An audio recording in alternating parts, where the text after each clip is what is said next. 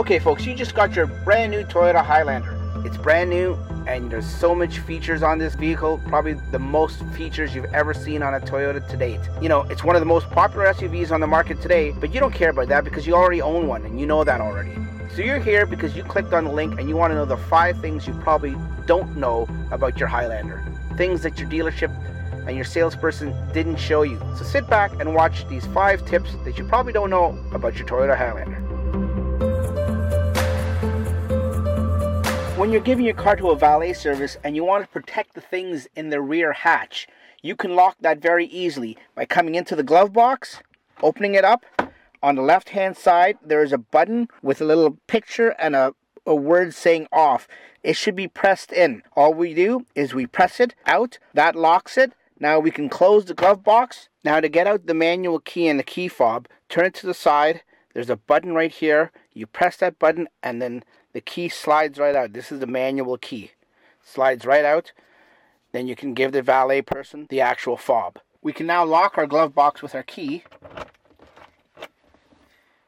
And now anyone that tries to get in to the glove box, it is locked. That way they cannot get into the rear hatch. When you try to press the rear hatch release on the fob, it won't work. If you try to press the rear hatch release from the inside, it won't work. And when you get back from the valet service and you get your fob back, you put your key back in, you unlock it, you can open up the glove box now and press the button back in.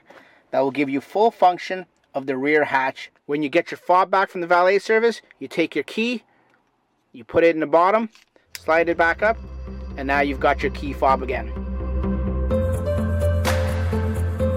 If for whatever reason you have a loss of power in your car and you need to gas up and your remote fuel lid won't open up, you come to the back of the car. On the left hand side there's a little trap door here. You open up the trap door. Once inside there's a black lever. You just pull it towards you and your fuel lid will be released. Out of the 3 USB connectors in the front here, you've got 1, 2, and 3. The one on the far left, as you can see, has a USB symbol here with an auxiliary jack too. And if you open it up, you can see that it's USB and an auxiliary. If you use the left one and you plug in any smartphone device into the left hand side, not the ones on the right. These ones are straight 2.1 amp power. The one on the left hand side, you'll be able to control your smart devices on the media center unit. Now once you connect any device, be it a smartphone or a USB stick, if you go over to the audio and you click on, it'll be either a USB stick or iPhone or Android phone or anything like that, you click on this. Now all your music and all your podcasts and everything like that, your audiobooks, will come through here without having to hook it up to Bluetooth audio.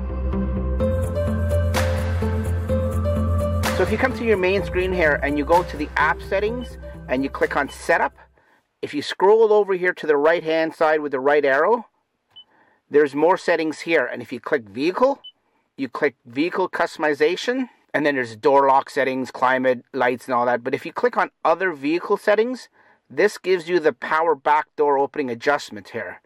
So if you click on this, you can have it, as you can see, 1 just does that, 2 just does that, 3, and as you can see, from 1 to 5, 5 is being the highest. So you can set it to 5, and then just exit back out of here, back out, and you will have it at the highest setting now. If you don't want it that high, because you're in a place where it has a low ceiling, like I said, you go back into it, and you can set it to like 3, and you can see how high it opens when it's 3. So when using the adaptive cruise control, you click it on, you'll get the symbol coming up on your information cluster right in the center there of your dash. On the right hand side of your steering wheel, you'll see this symbol here.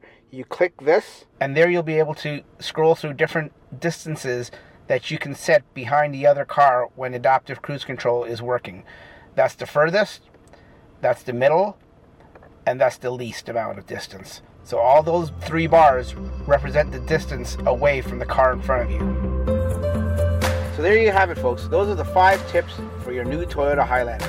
So if you have a tip you haven't seen in this video, leave a comment below and I'll try to put it in my next video. So if you like what you saw, folks, on the way out, hit the like button, And if you're interested in more videos for the Toyota Highlander, subscribe to the channel, and we'll see you next time. Take care.